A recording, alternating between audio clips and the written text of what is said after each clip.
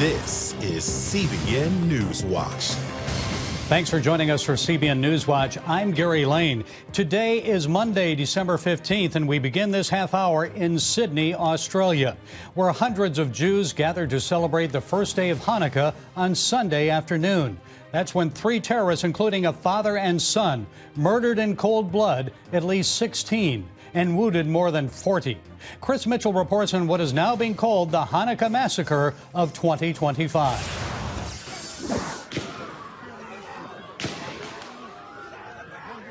The killing spree sent hundreds fleeing for their lives.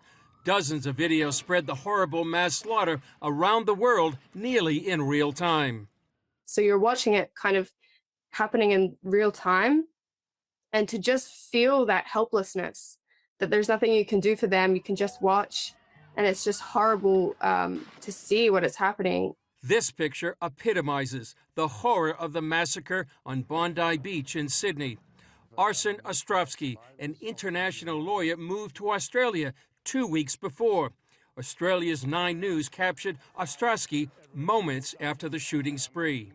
It was absolute chaos. We didn't know what was happening, where the gunfire was coming from. I saw blood gushing in front of me. I saw people hit, saw people fall to the ground. My only concern was, where are my kids? Where are my kids? Where's my wife? Where's my family? I survived October 7th. I lived in Israel the last 13 years. We came here only 2 weeks ago to work with the Jewish community, to fight anti-Semitism, to fight this bloodthirsty, ravaging hatred. Ostrovsky is a friend of CBN News. We interviewed him just 2 months ago in Tel Aviv's Hostage Square, just before the release of the remaining living hostages. The dead include a Holocaust survivor and a child of 10 years old, and several of the wounded are fighting for their lives. The 2 attackers were a father and son. The son reportedly investigated for ties to ISIS in 2019. The father died in the attack. Israel and Australia are also investigating if Iran had any role in the attack. There are also heroes. Video shows this man, reportedly a Muslim fruit shop owner, seizing one of the attackers and taking his gun. Australia has seen a surge in anti-Semitic incidents since the 2023 October 7th invasion by Hamas. Jews have been attacked and synagogues and cars set on fire in major cities. Sunday, Israeli Prime Minister Benjamin Netanyahu read from a letter he sent to Prime Minister Anthony Albanese earlier this year, criticizing him for appeasement of global anti-Semitism after Albanese called for a Palestinian state. Your call for a Palestinian state pours full fuel on the anti-Semitic fire. It rewards Hamas terrorism. It emboldens those who menace Australian Jews and encourages the Jew hatred now stalking your streets. President Trump condemned the mass shooting as a purely anti-Semitic attack. Australian Christian Abigail Crombie Heading told CBN News the massacre is a wake-up call for the church. I've been involved, and particularly my family, with creating ties between the Jewish community and the Christian community. Obviously, in the past, things haven't been always the best, but I think since October 7th, there's been several movements in Australia and elsewhere in the world to try and create unity between the groups. And I think this is a really important opportunity for Christian leaders, for pastors, for churches, to just step up and say that this is not okay. The Australia massacre took place on the first day of the Jewish celebration of Hanukkah. Communities across the globe are on high alert as the 8-day holiday continues. Chris Mitchell, CBN News, Jerusalem. Our CBN News Middle East Bureau Chief Chris Mitchell is with us now from Jerusalem. Chris, what's the timeline with the rise of anti-Semitism in Australia since the beginning of the war in Gaza?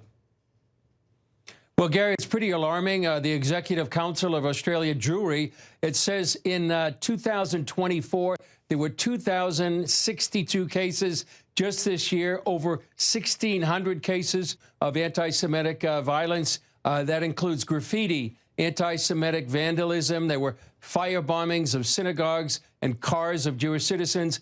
And some, Gary, point to October 9th, 2023 as a real turning point there in Australia towards the Jews in Australia. There was a mass protest outside the Sydney Opera House We showed some of that in our report. There were open chants of "Where's the Jews?"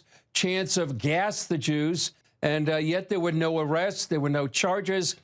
Some Jews there at Australia feel this was a breaking point. Somebody said the ground moved beneath our feet, and the country I love is becoming less recognizable to me, and something fundamental has shifted. One is Australian Jew said she grew up believing that Australia was one of the best places on earth to be Jewish. Her parents and grandparents chose it because it promised normality, and for a long time it delivered. But now we know, Gary, no longer after what happened yesterday on Bondi Beach there in Sydney. Well, how have Israelis that you've talked to, Chris, reacted to this massacre? Well, Gary, it's pretty poignant yesterday. You know, it's first day of Hanukkah. Everybody says here to one another, Chag Sameach, or Hannukah Sameach, which is happy holiday, happy Hanukkah. And then what was happening yesterday was just followed by what a sad day this is. A colleague of mine here in this building, that's exactly what he said. A friend of mine, I was at the gym yesterday, he showed me a video of his 7-year-old boy, and the 7-year-old boy said, did something bad happen? And he said, you know, why should a 7-year-old boy be asking that kind of question that something bad happened? So today, yesterday, the first day of Hanukkah, celebration of the Festival of Lights, and yet on the other hand, everybody mourning about what happened on Bondi Beach there in Sydney, and wonder what may happen and how this could lead to even more attacks, whether in Australia or anywhere else in the world. Chris, this must be the worst attack against Jews since October 7th. What more can you tell us about the accused attackers who are reported as being a father and son? Right. Two alleged shooters, Sarjeed Akram, his son, Naveed Akram. They were both killed. Well, the father was killed at the scene. The son apparently was critically injured and taken into custody. He expected to survive. The father had owned multiple firearms legally, and he had at least 6 weapons. So despite those, Australia, which has strict gun laws, those weapons were registered. Now, Naveed apparently came to the attention of Australia's Domestic Intelligence Society, agency, I should say, and they investigated him for about 6 months about alleged associations with the Islamic State. But then the authorities apparently determined he doesn't present any ongoing threat at that time, and they discontinued the investigations. But it looks like they recovered Islamic State style flags in their vehicle, and so certainly they obviously had a terror connection somehow, and to do what they did yesterday, just horrific to see.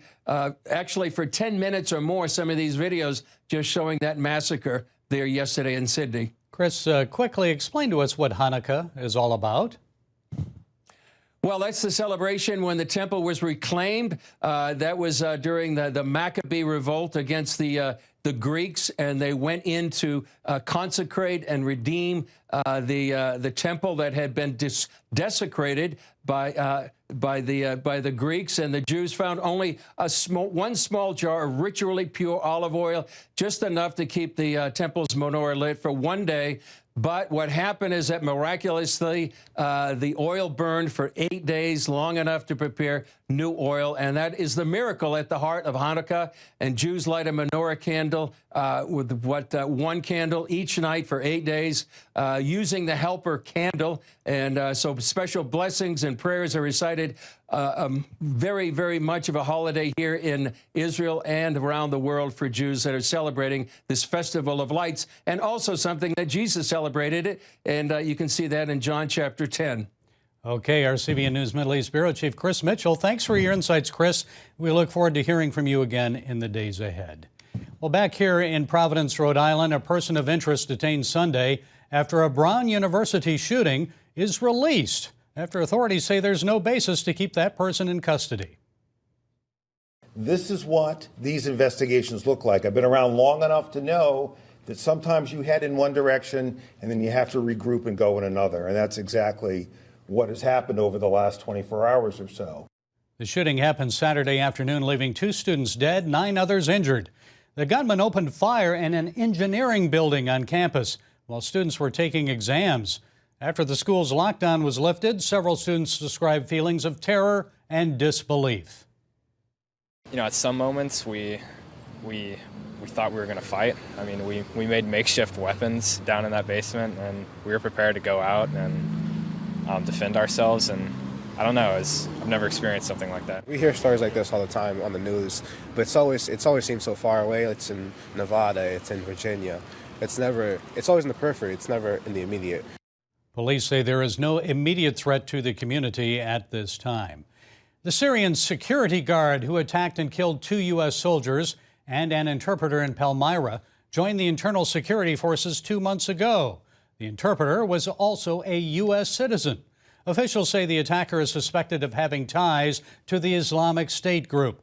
3 others were wounded in the ambush. The attacker was killed at the scene. The Trump administration is blaming ISIS and vowing to retaliate. Well, coming up, First Lady Melania Trump's determination to rescue Ukrainian children in captivity in Russia. See how her efforts have paid off. And meet the man whose mission is to save Ukraine by bringing every child back home. Stay with us. You're watching CBN NewsWatch. Welcome back to CBN NewsWatch.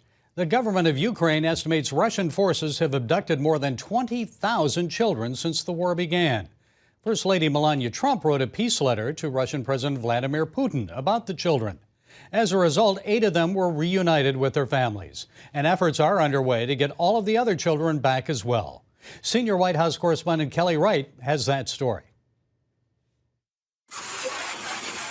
The people of Ukraine continue to face constant danger from almost daily Russian drone attacks.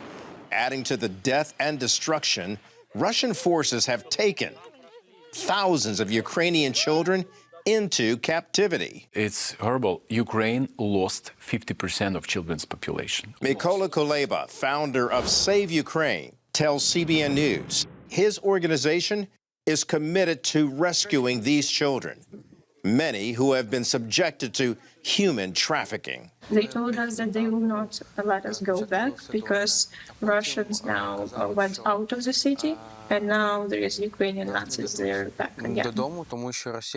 3 years ago, Danica Yatsenyu and friends at a youth recreation camp were taken captive by invading Russian forces. Danica, now 16, tells CBN News the Russians told them it would not be safe to return home. They don't want to return us back because, they're Nazis, they will kill us, and they will eat us there, and that's why it's dangerous. And I believed in that propaganda because everybody kept saying, both children and adults, that it's dangerous to come back to Ukraine. The most cruel statement came when they told Danica his mother didn't love him. Back home, Alla, Danica's mother, desperately searched for her missing son. She then reached out to Save Ukraine. In these 6 months, I've been doing impossible. I've been doing everything to just rescue him. After 6 months, mother and son were reunited.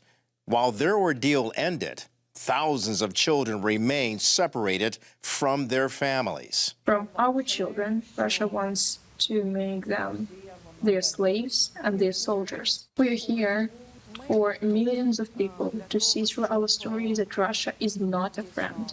We rescued a lot of kids who've been taken to a military camp or military academy or Russian army, or have been abused because through our research, 1 of 15 is sexually abused in occupied territory. Their plight came to the attention of First Lady Melania Trump, who wrote President Vladimir Putin, seeking his help in returning all of the children. A child's soul knows no borders, no flags. We must foster a future for our children, which is rich with potential, security, and complete with free will. A world where dreams will be realized rather than faded by war. Putin responded by providing a team to work with her representative to ensure the children's safe return. You can help to verify that kids and bring them home. We believe that, and we really need her in this war as a lady of such a great country, first lady, and she can do this. It's a first step, but I want only ask her not stop and do next and next and next. It is difficult to predict what the fate of the Ukrainian children who are still being held in Russian captivity will be. But rest assured that the people who are running Save Ukraine will not stop in trying to rescue every child that was taken by Russian forces. And the one thing they encourage Americans to do is to pray for the peace and protection of all of Ukrainians, and in particular, the children who need to be back home with their families. At the White House, Kelly Wright, CBN News. Still ahead, see how a Tennessee museum is challenging the belief that faith and science can't coexist. Stay with us. You're watching CBN NewsWatch. Welcome back to CBN NewsWatch. Some might argue that faith and science can't coexist. A museum in Tennessee is challenging that belief. CBN's Wendy Griffith takes us inside the Wonder Center. Just outside Nashville sits the Wonder Center and Science Museum, featuring 100,000 square feet of exhibits explaining the mysteries of science and history, space, paleontology, animals, literature, even a 1,000-year-old Bible scroll, all from a creation perspective. Founder and director David Reeves says the mission is to educate and inspire through God's magnificent creation. We want people to walk through and be inspired with science, with hands-on activities, with world-class exhibitry, with NASA artifacts, with planetarium shows that take you fully immersive into space, and then point it right back to this idea that all of the universe shows these design patterns, and they're pointing us right back to not just our Creator, but ultimately to our Savior, Jesus Christ. David, what are some of your favorite exhibits that are happening right now at the Wonder Center? You know, we just opened up Wonders of Africa. I lead African photo safaris for families, take them into the heart of South Africa and show them how animal biology points back to this amazing design from the beginning. And so we just opened up an entire exhibit hall, our second largest exhibit hall ever, which transports you into the bushveld of Africa, past lions, past all of these other animals, through a watering hole where you can see these things up close and personal, and then teaches you lessons about their design. David's passion for science began at an early age, picking up fossils near his home in Middle Tennessee. As a young man, astrophotography, taking photos of the night sky, captured his imagination and stirred a desire to explain the purpose and majesty behind the universe. And I saw the blues and the purples and the reds and all of those stars and all of that beauty. I said, wow, the heavens declare the glory of God, just like Psalm 19 says. And the next thought that ran through my mind was, why is this a hobby? Why couldn't I use that passion for Christ? And why couldn't we actually use it as a witnessing tool to encourage people, hey, you're not a cosmic accident. You were born with purpose, and that purpose is fulfilled through Christ. Reeves is known for his groundbreaking research on the Dead Sea Scrolls, as well as his amazing dinosaur discoveries. He believes the Wonder Center offers something for everyone. You'll get to see and experience things like racing cars downhill and learn physics and principles. You'll learn about the Bernoulli principle, which helps airplanes stay afloat. You're going to be able to experience 1 million volts of lightning in our Tesla coil experience, where we put you in the same room with that electricity playing music. And then you'll get to see one of the top 10 planetariums in the entire world floating through space. The ultimate goal is to remind people that God created the entire universe because He wants to have a relationship with us. Whether it's the blade of grass out of their window or the hummingbird flying past their door, look at that in a different way and not just be amazed at nature, but be amazed at God's creation. Wendy Griffith, CBN News. YouVersion Bible app reveals the most read verse of the year. We disclose the scripture up next.